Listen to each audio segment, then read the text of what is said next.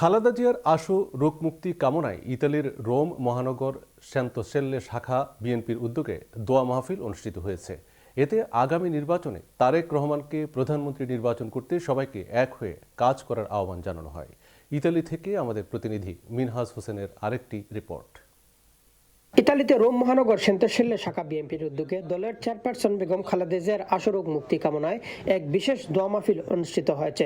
স্থানীয় সেন্টোসেল্লে জামে মসজিদে আয়োজিত দোয়া মাহফিলে ইতালি বিএনপি, রোম মহানগর বিএনপি ও অঙ্গ সংগঠনের নেতাকর্মীরা উপস্থিত ছিলেন।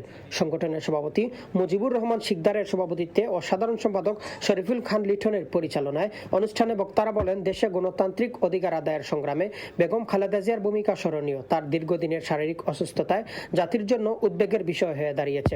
এ সময় উপস্থিত ছিলেন ইতালি বিএনপির সাবেক ভারপ্রাপ্ত সভাপতি আমিনুর রহমান সালাম, সাবেক সহসভাপতি ও রোম মহানগর বিএনপির সভাপতি হুমায়ুন কবির, ইতালি বিএনপির সাবেক সহসভাপতি মাসুম বিল্লাহ, সিরাজুল ইসলাম মৃধা, সাবেক যুগ্ম সাধারণ সম্পাদক শাহ মোহাম্মদ তৌহিদ কাদের, আবুল কালাম সাইমন, সাবেক সাংগঠনিক সম্পাদক কামরুজ্জামান রতন, ইতালি যুবদলের যুগ্ম সাধারণ সম্পাদক আলী আহমেদ খোকন, রোম মহানগর সেন্টোসেল্লে শাখা বিএনপির উপদেষ্টা ইসরাফিল বারী, সাবেক সিনিয়র সহসভাপতি সুমন ইসলাম, কামাল হোসেন সহ জিয়ার আদর্শের সৈনিকেরা।